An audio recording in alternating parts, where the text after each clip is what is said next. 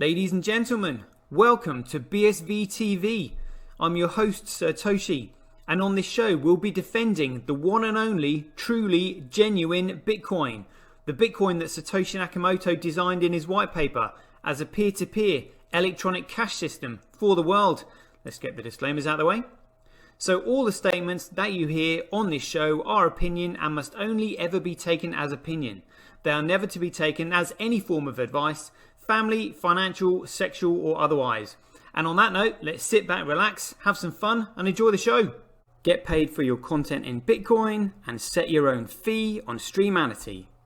Yeah, I'm not surprised I wasn't asked why I'm convinced Craig is Satoshi. I posted on Reddit. He signed in my presence using the private key from block number one, the very first mined Bitcoin block.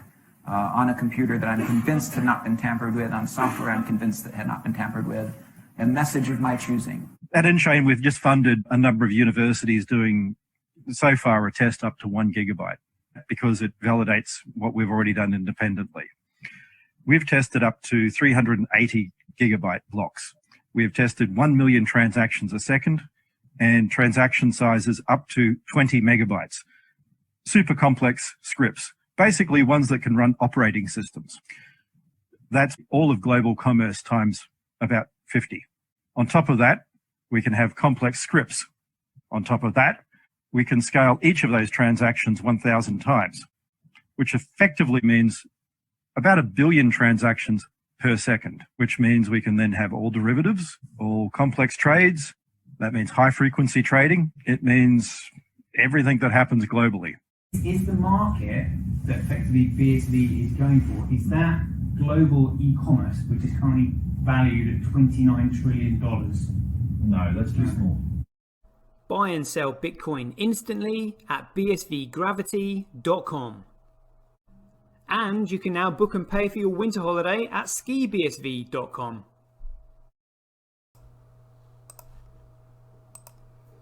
Alrighty people, it looks like we are live, almost spot on 5 o'clock. Thank you for joining me. I do have to apologise if my OBS cuts out. I've just had to update my desktop. It's taken up some kind of memory or whatever, and twitch.tv broadcasts in high resolution. But let's crack on with it. It looks like we've had number go up yet again. Look at this, Preve registering 355. Let's just double check that. This is serious number go up, people. That's not the one I wanted to check there. Hold on. Number go up. Here we go. Live coin watch. Let's see what's going on. Yep. 352. 352. Look at number going up again. Again. Yep. 352. Moving on up. But there's a 4.8 asks against 4.8 million asks versus 4.5 million bids. Interesting to watch. You know, I'd love to have seen those kind of like waves coming in. You know, fascinating times at the moment, people. Fascinating times. You know, what is going to happen? Is this? Well, I mean, basically, what's really stupid is that, you know, it looks like kind of like Craig was almost like willing to let it slide because, you know, he presented all the evidence in Peter McCormack's case, you know, but that was discovery because he was suing Peter McCormack. He wasn't the defendant. So the owners kind of like, you know, well, it was up when Peter McCormack was being the defendant. It was up to him to prove that, you know, he wasn't being malicious and that he had reasonable grounds to you know, make his statement. And then the evidence just simply came out in discovery and he dropped his case. That was it. So it wasn't really, you know, a judge didn't really get to rule on it. But now these COPA idiots have actually said, right, you know, we want to see this. This is going to come out in court. And if you ask me, this is why I think all the criminals are starting to move. Which is why I don't think it's a coincidence that suddenly all the, however many million, you know, $850 million, well, I mean, way more than that now, a BTC hacked from Bitfinex is on the move because criminals are trying to hide it. I personally think the top is in. I honestly do. And look at this. Talking about the top being in, look at this. The entire screen here is full of green, and yet Coolcoin is now in the red. You know, could this be the tide turning? You know, we know Craig is Satoshi. We know what the crack is. You know, but these shitcoiners are so stupid. However, it's those that have spun these, you know, shitcoiners with shit for brains, you know, along, you know, with their yarn that, you know, that know. So they're kind of like moving out already. But I mean, look at this, 10%. I mean, again, I don't know if this is genuine or not. It's hard to tell because, you know, we've got these sudden spikes in the price. But, you know, is it Tether going in? Is it the court case coming?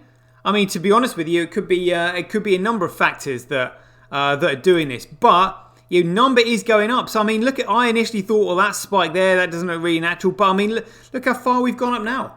You know, people starting to listen to my chart show in the mornings. They're starting to realise. But I mean, this has got some real momentum behind it. You know, this is on a roll. Should we say? To be honest with you, putting it that way, this is pretty sensational stuff. Either way you look at it, you know, will the dirty traders be cashing out? I mean, dirty traders, you know, BSVers should be trading on TDXP app because that's where dirty traders can be unsullied. But yeah, what's happening here? Is it the fact that you know, the shorts can no longer be suppressed because this short position is being squeezed for months now? I can't remember when I first saw Hathor. Look at BTC.com getting desperate, increasing their hash rate on it for whatever reason. That makes me think they still want to push the price down. They're like, whoa, yeah, we can't have this shit going on. Let's just see what B Crash is up to, because you know that's an absolute piece of shit. Up 7%. Oh, well, it won't be up that much in a few moments when this price spike comes in. Not really.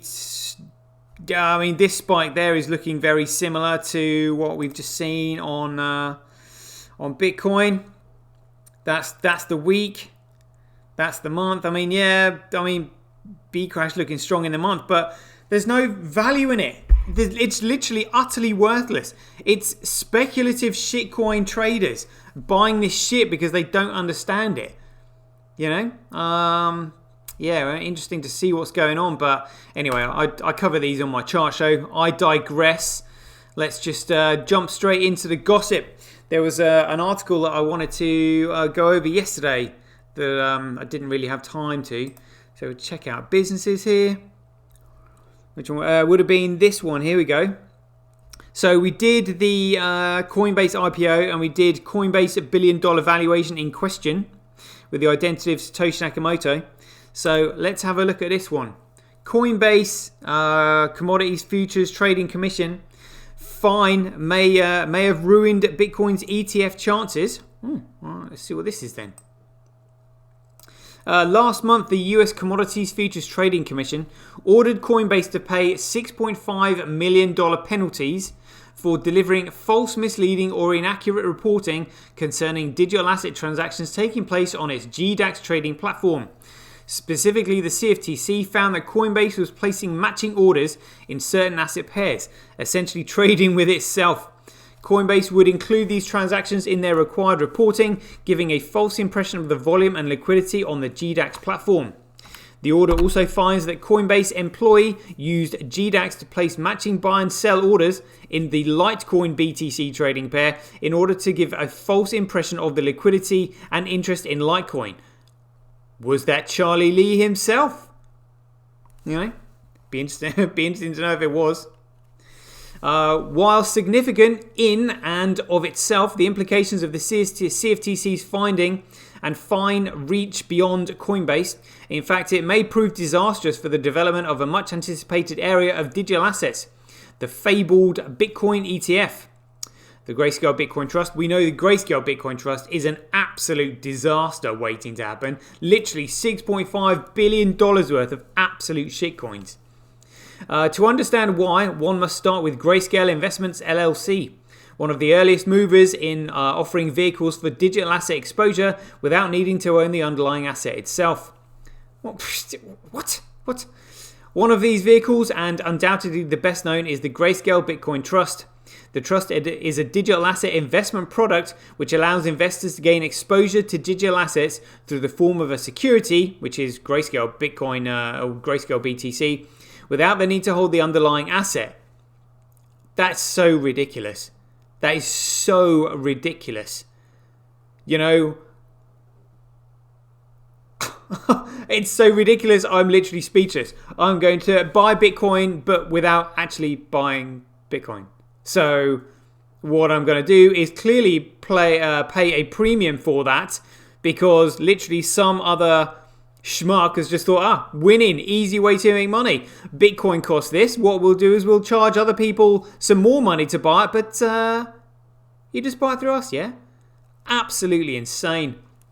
This kind of vehicle is distinct from an ETF. A trust has a fixed number of shares available, and new shares can't be issued simply, meaning that the price is largely driven by supply and demand. Shares in the trust also can't be traded before 6 months. What? As the only asset in Grayscale Bitcoin Trust portfolio are supposedly BTC. The net asset value, NAV, of the trust should be more or less exactly equivalent to the value of all Bitcoin in their possession. But their investors are paying a premium. Like they're paying over the market price to not own Bitcoin. I mean, you couldn't make it up. They're paying over the market price for somebody to own Bitcoin for them on their behalf. Like, it's absolutely insane. Yeah. An ETF, on the other hand, I mean, is it old school investors who just don't understand Bitcoin? They just think these young, what they would call whippersnappers understand what they're doing. I mean, all you got to do is take one look at Barry Silbert. He looks like he's 12, and like he's literally got a schoolboy portfolio. It's insane. So an ETF, on the other hand, allows the market maker to create and redeem shares at will, more in line with a regular stock. I don't get it. Dollar worshippers, basically. I mean, just pump and dump schemes.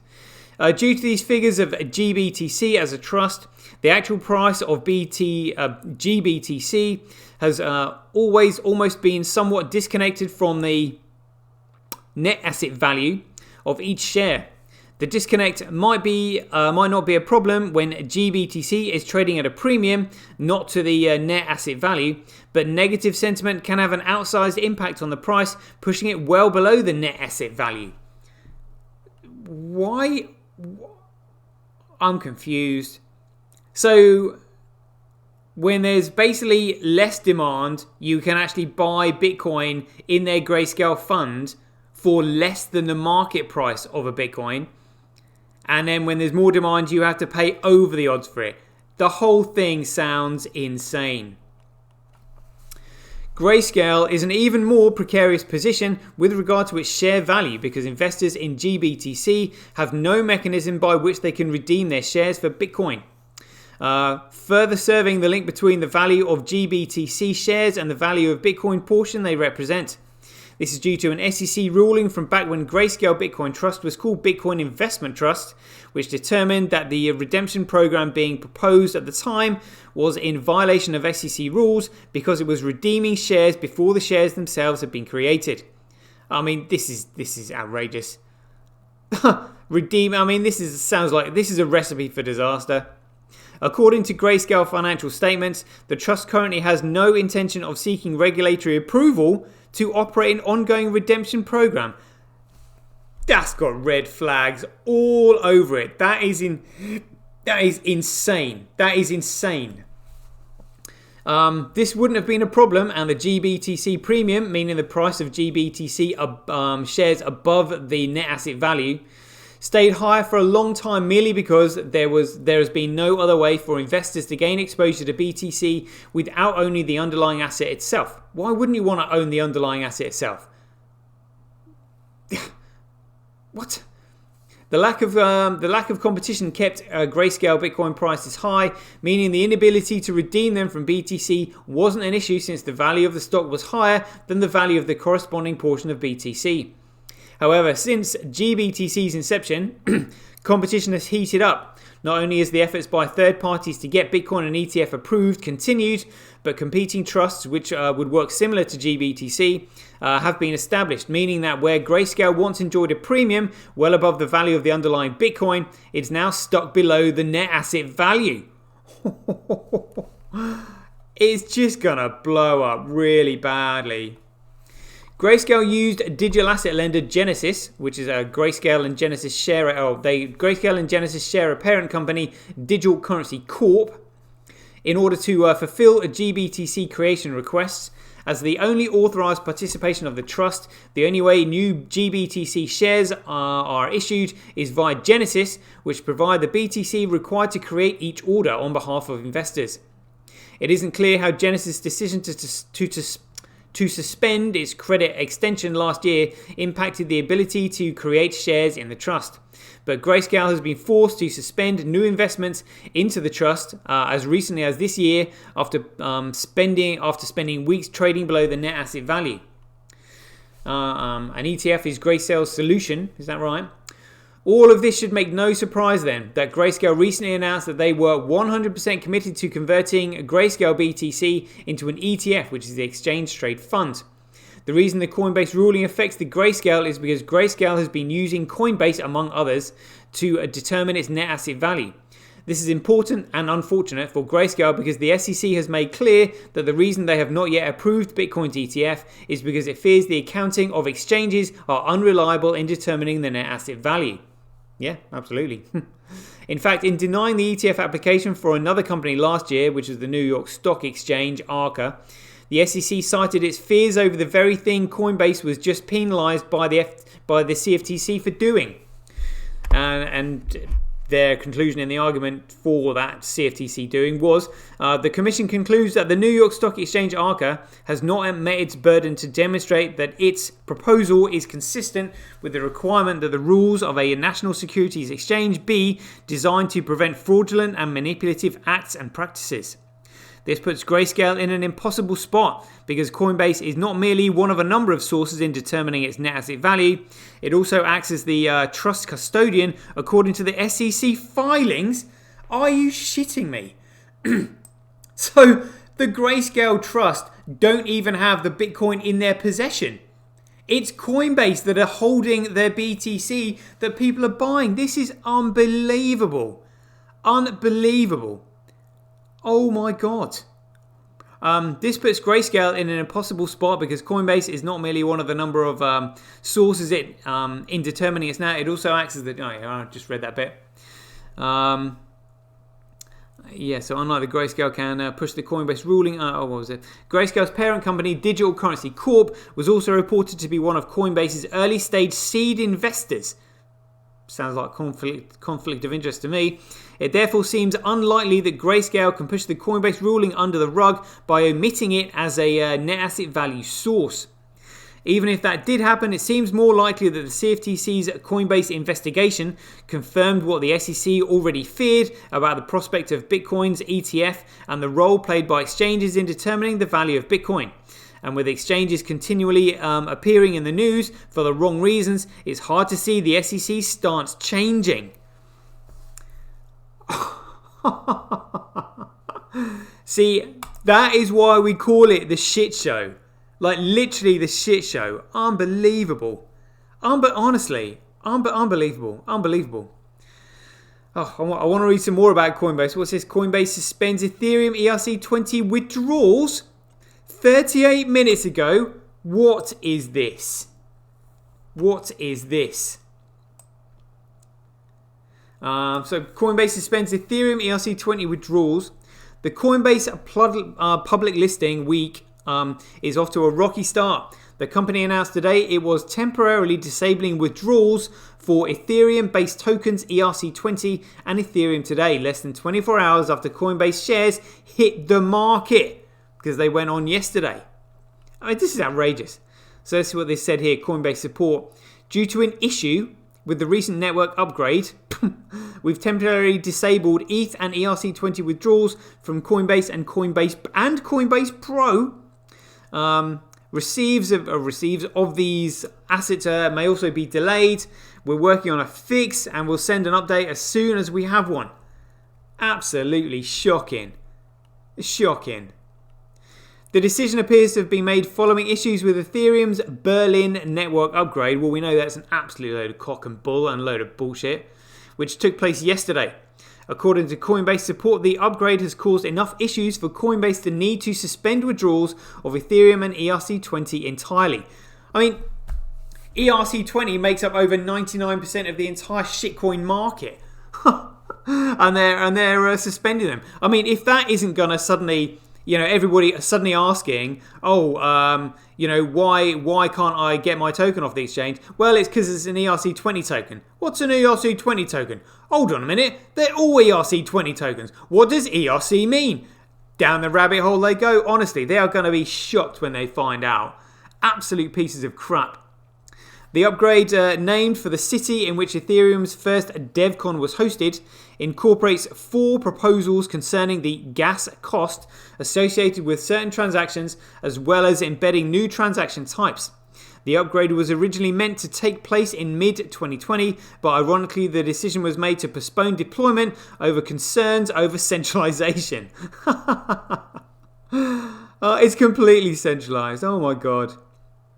The timing is not great for either Coinbase digital currency exchange or Ethereum. Downtime of any kind for one of the more recognizable digital assets is a bad look for Coinbase so soon after going public, especially since shares ended their first day 14% lower than their opening price. Oh, that's not a good sign. For this to happen at the same time as excitement over the Ethereum upgrade has caused enjoyment, a sharp run-up in price over recent weeks is also unfortunate. The issue was first announced at 4:52, that's Pacific Daytime, I guess, PDT, according to Coinbase's support page, and was still being worked on at the time of writing. Literally, this entire shit show is literally going to come down like a house of cards. Just shocking. Just shocking. Let's see what else this is. We'll see what old Joe Biden is up to. The Fed's puppet master. Good God, he's a puppet actually. He's not even a puppet master. He's all these people like the chairman of the Fed and the president. They're parachuted into their positions by the powers that be that don't want anybody to know who they are. We know they are. Well, we don't know who they are, but we know that they exist. It's outrageous when you see what's going on. Joe Biden pushes a budget increase for FinCEN to tackle financial crimes. US President Joe Biden is driving forward plans for a 50% increase in the budget allocated to Financial Crimes Enforcement Network in a bid to tackle rising levels of financial crimes, according to reports. FinCEN has previously called for new rules that would require digital currency exchanges to take Know Your Customer (KYC) details for private digital currency wallets in a move that would shine the light on transparency on more wallet users.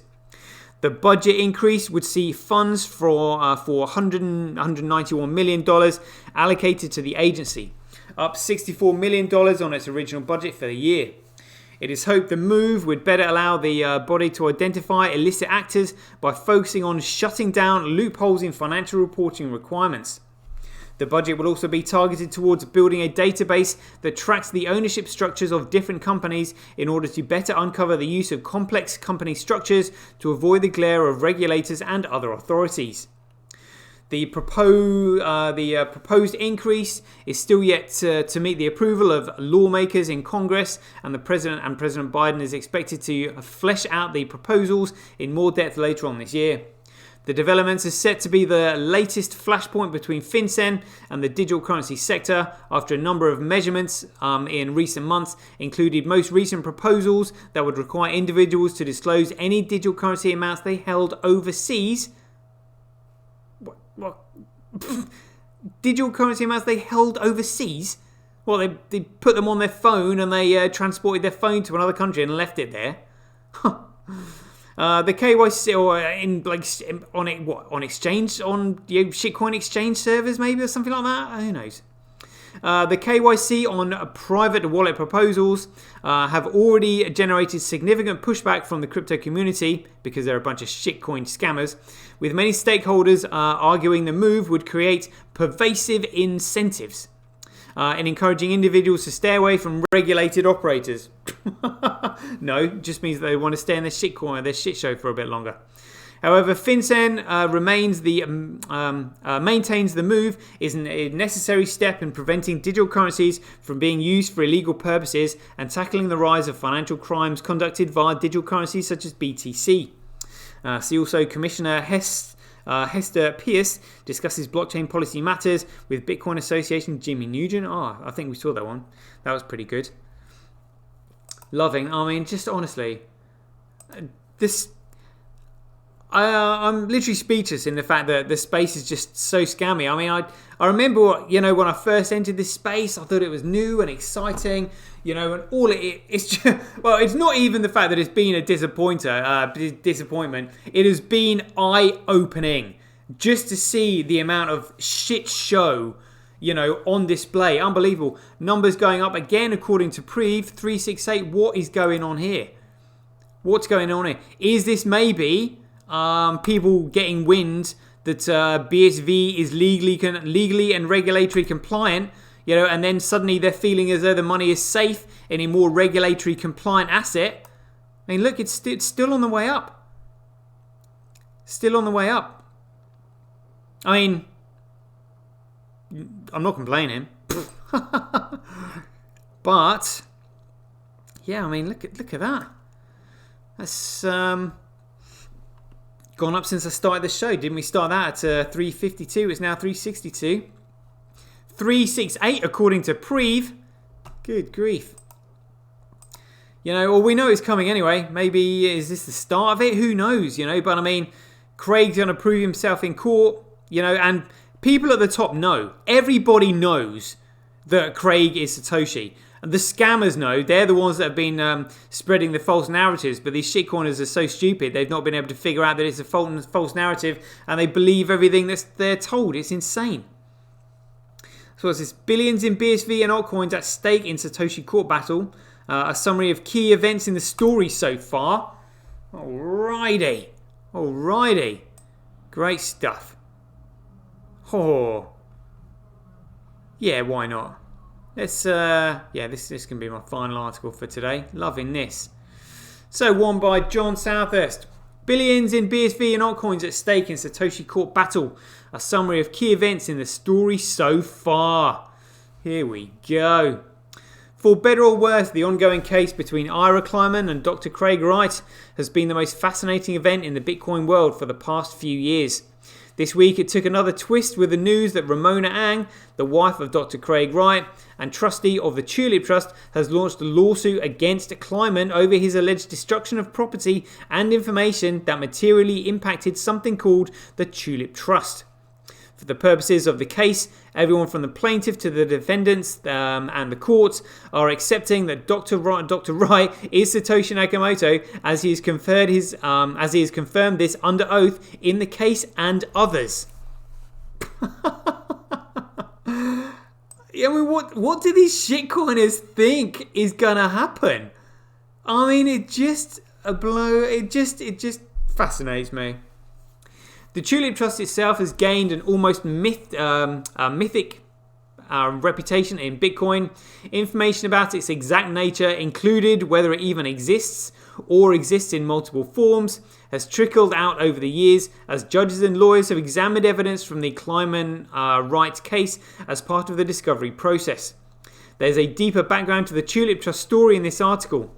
In this particular instance, the name Tulip Trust applies to a legal entity of which Ramona Ang is a trustee. From the complaint filed with the Southern District of Florida this week, it's understood that Tulip Trust is a Seychelles registered trust and Ang is a trustee. The coins subject to the lawsuit that Ang filed as a trustee for the Tulip Trust are separate and apart from the Tulip Trust coins originally mined by the Info Defense Party Limited. Trust coins originally mined by the Info Defense Party Limited. While he was operating under the pseudonym of Satoshi Nakamoto. There's also been much speculation over the years that David Kleiman and Dr. Wright had collaborated to create Bitcoin. The nature and extent of this collaboration is also largely unknown, given the conflicting accounts and allegations both parties and the supporters have made. Ira Kleiman has admitted destroying documents and erasing/reusing several hard drives belonging to his brother, the late Dave Kleiman. Dave Kleiman was an esteemed information technology security researcher who had worked with government and law enforcement and had made several appearances on television as a security expert. He was also a close friend of Dr. Wright, and Dr. Wright and R&D had an interest in a company named W&K Info Defense Research LLC. Ang's complaint as a trustee of the Tulip Trust, based on Ira Kleiman's own allegations, alleges that W&K's records held documents, data and private keys for the benefit of the Tulip Trust. Ira Kleiman destroyed those records in the wake of his brother's April 2013 death, and the Tulip Trust has suffered billions of dollars in damages in the form of bitcoins it can no longer access. This is brilliant. It's brilliant. Ira Kleiman has enough knowledge of computers and data records to understand that erasing hard drives and subsequently reusing them would render the data on those drives inaccessible permanently, the complaint says. Outside of the allegations, there's also the question of why Kleiman had such little regard for or curiosity about his brother's life work that he would simply erase it. Regardless of their personal relationship, the two brothers had not interacted for years, despite living in the same area.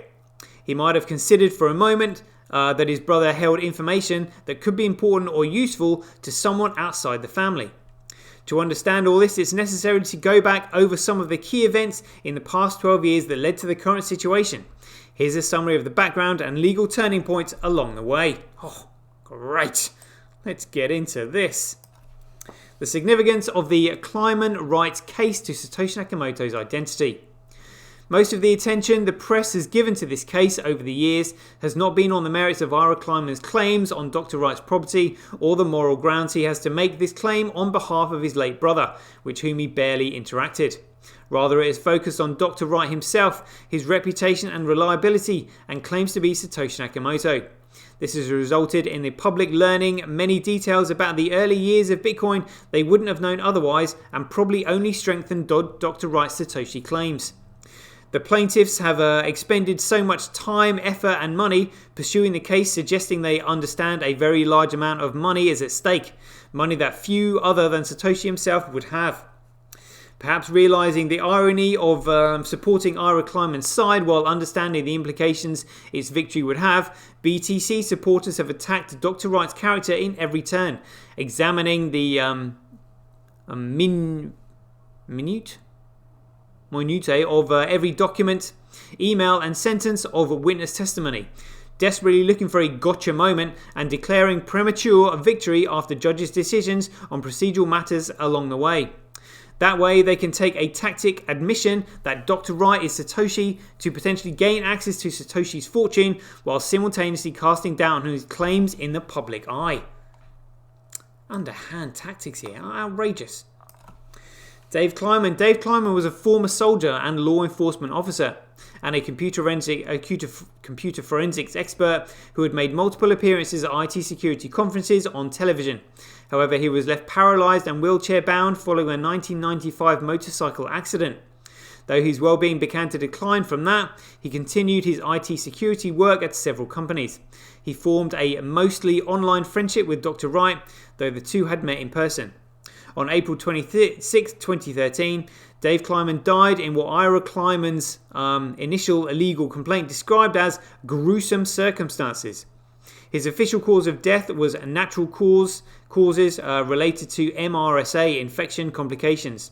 But there were several other signs in the house that he had lived his last months in a state of squalor, depression, and increasingly poor health. His body was discovered in a decomposing state sometime after his passing. Dr. Wright was distraught at the news of Kleiman's death, having not known of his unfortunate state. He posted a video tribute to his friend and later reached out to Dave's family, informing them that Dave may have held valuable information and potentially a significant amount of early Bitcoins. Again, these coins are separate and apart from the Tulip Trust coins, originally mined by Dr. Wright while he was operating under the pseudonym of Satoshi Nakamoto. Rather than acknowledge his move as a gesture of goodwill, Ira Kleiman interpreted it instead as a scheme to acquire the rights to Dave's property. Ira's wish to correct this injustice forms the basis for the ongoing Kleiman-Wright case in Florida.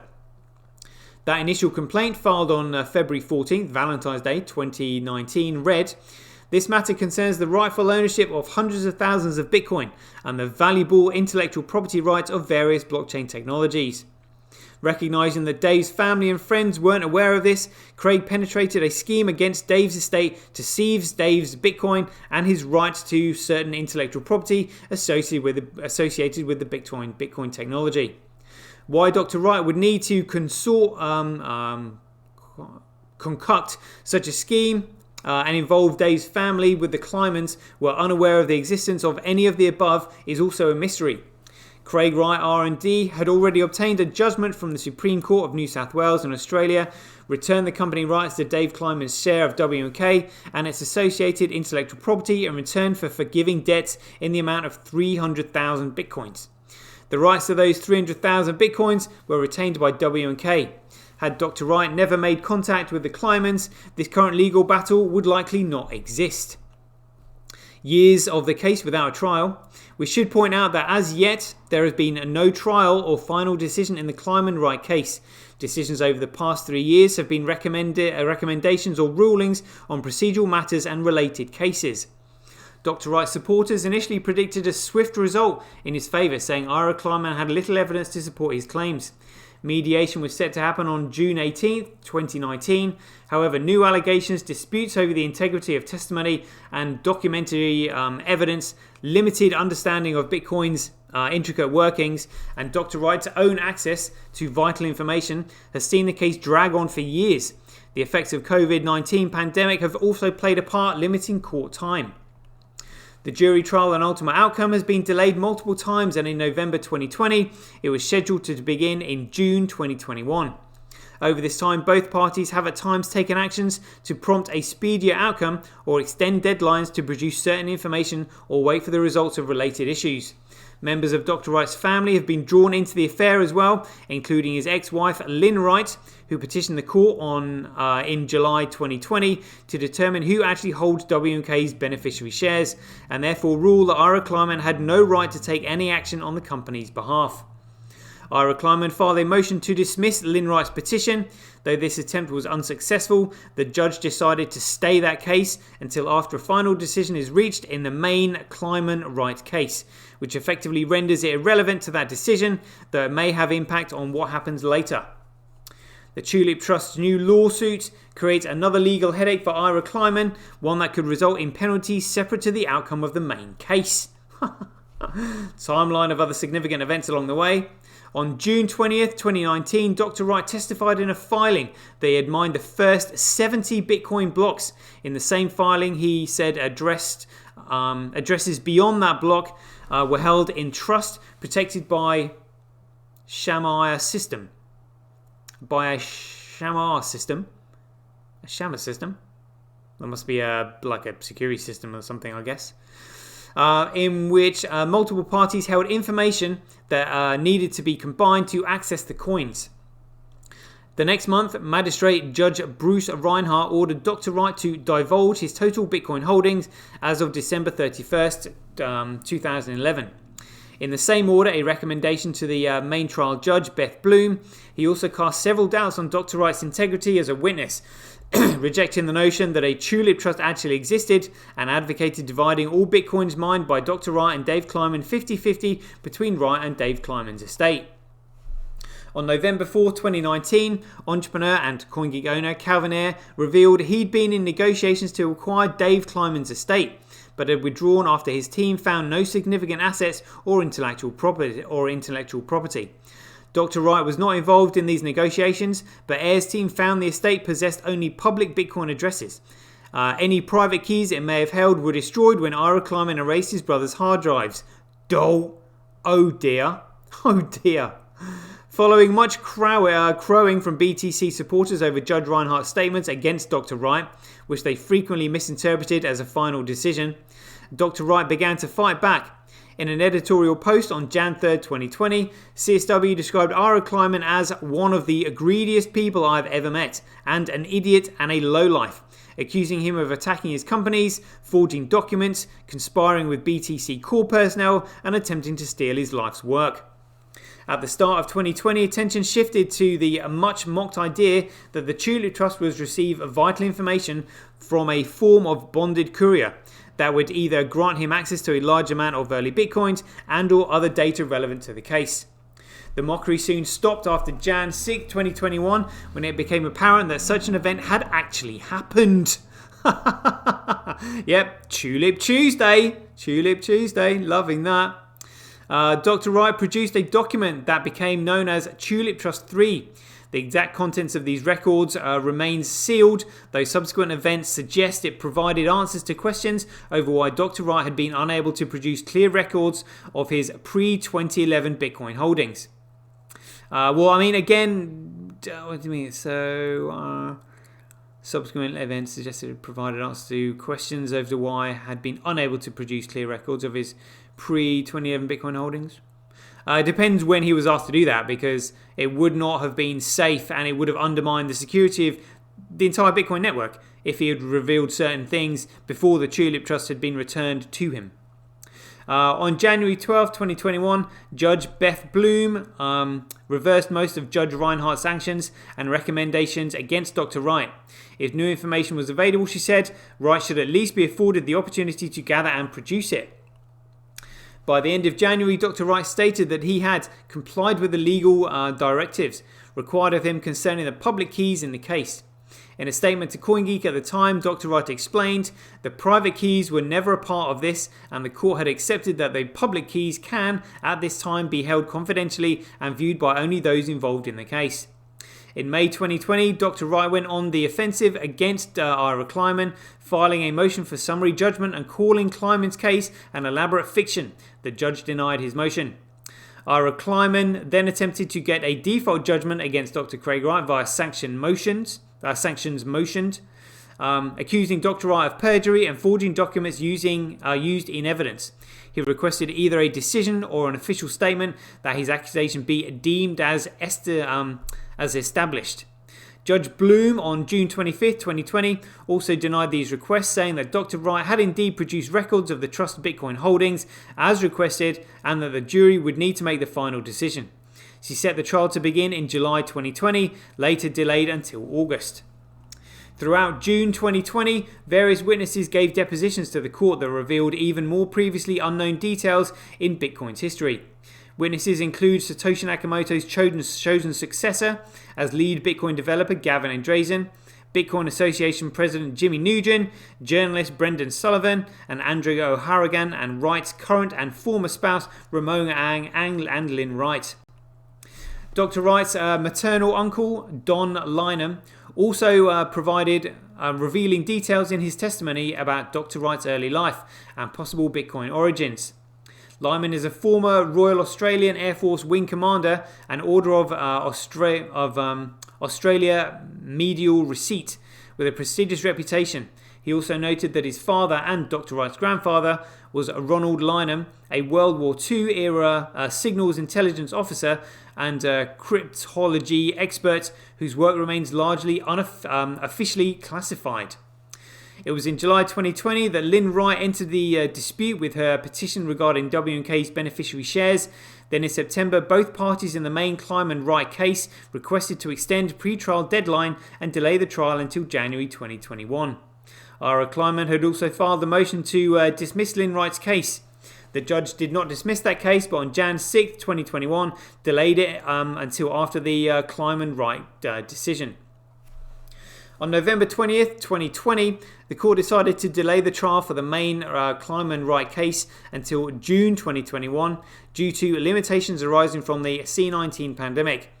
Exhibit lists and objections were due by March 16th, 2021, and all demonstrative and summary exhibits evidence are due by March 22nd. The parties will hold a conference call on May 11th, so we're now April, mid-April. This legal process has been long and convoluted, with reports and commentary often tainted by their makers' support for either the Kleiman or Wright side. The court has at times struggled to grasp important Bitcoin concepts, and even seasoned Bitcoin veterans must admit large gapes in their knowledge of Bitcoin origins and early history. Yeah, like Andreas Antonopoulos. Even if the case does manage to arrive at a decision in mid-2021, it's unlikely to satisfy everyone. It's also unlikely to result in definitive proof of Dr. Wright and Dave Kleiman's role in Bitcoin's creation, and who has the right to benefit from it. This case may eventually conclude and take its place in Bitcoin folklore, but the overall Bitcoin saga will continue, both in and out of court, for a long time to come. I don't. Well, to be honest with you, when Bitcoin takes off, which is BSV, it's kind of gonna be obvious because it's the only one that works. Satoshi's vision of Bitcoin, which is BSV, is the only one that works, and it's the only protocol with any fundamental value whatsoever. You know, when that takes off, because nothing else will take off, because nothing else works, nothing else can work, nothing else can scale like Bitcoin, and nothing has got any fundamental value or credibility like Bitcoin has, it's kind of obvious who's going to have designed it. The person who's been pursuing that vision that matches what's written in the white paper. It's so stupid. Oh dear, you got to laugh. Right, been a good show today. Quite enjoy all this information that we're absorbing here. Shout out to people in the chat box: Sav Toshi in there, Matty Ray, Diddy Weldon, Keith Fellows, Griggsy in there, KP Dad, excellent stuff. Neezy as well, Matty Ray, Arcade Rob, and Raven Shield. All right, everybody, great to see you. Handles and paymails in the chat box. Let's do this, people. It's going to be dinging those Duros out. Donging the Duros? I don't know. Dinging and donging Duros. Here we go, right. Let's do the ones I know first. Diddy, not Duddy. There we go. Duro on the way. Here we go. And Wi-Fi in there as well. And Richie Rich. All right, we'll do Rich next. R-I-C-H. Got it. Duro on the way to Rich. Arcade Rob, Pikes. That's a new one. And right, okay, right. So I have to remember which one I've done now. So I've done Richie Rich and Diddy Weldon. I'll start from we'll do Wi-Fi. Here we go. Wi-Fi. Yep, I got it. Excellent. Donging that Duro on the way. And Arcade Rob, that's Pikes. Let's see if I've got that one. Does that register? Yes, indeed it does. Duro on the way to Yao. There we go. Raven Shield, Zelda Disc Dark. There we go. Z-E-L. Oh, got it. Already in my contact list. Fantastic. On the way. Saves me typing that out. Big blocks, that'll be in there as well. Here we go. B-I-G. Oh, there we go. Got it. Eric the Half B. Swiping to send on the way. There we go. Neezy was in there as well. Neezy, you are next. Neezy, there we go. And KP Dad is also in there as well. Here we go. KP Dad 72 on the way to you. There we go. Registered. Swiping to send. And Griggs coming your way. Thank you for putting your handle in there. There we go. GRI. Yep, got it. Swiping to send on the way. Fast fingers today. Loving that. Matty Ray, still need your one in there. I think it's Savtoshi. Here we go. Suave Toshi. Got it. Here we go. Swiping to send on the way. There we go. I think that's everybody. Yep, I think I've got everybody. Nice one.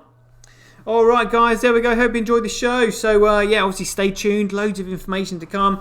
You know, keep watching that number go up. You know, that's what we're in. That's what we're in the game for to start with, anyway. So yeah, as ever, be aware, take care, stay safe out there. Joy given. Same time tomorrow. Catch you guys later. Get paid for posting your pics on Relica. Download the app now at www.getrelica.com. Get your tweet etched on Twitch, forever on the Bitcoin blockchain. Do it today at www.jointwitch.com. BuyBSV.live, the best place to buy Bitcoin SV online.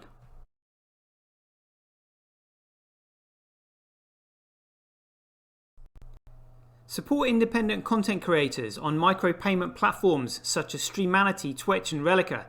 We should profit from our data, not the large corporations who track, monitor and sell it. If you enjoy the Bitcoin content that I produce, please support me by heading over to www.satoshi.tv, where you can keep up to date with all the latest news, gossip and content as it's created. Thanks very much. To get started in Bitcoin, go to freebsv.com, where you can claim your free Bitcoin. Then head over to Twitter and follow @IamSatoshi, where you can take part in his very generous and world famous free giveaways.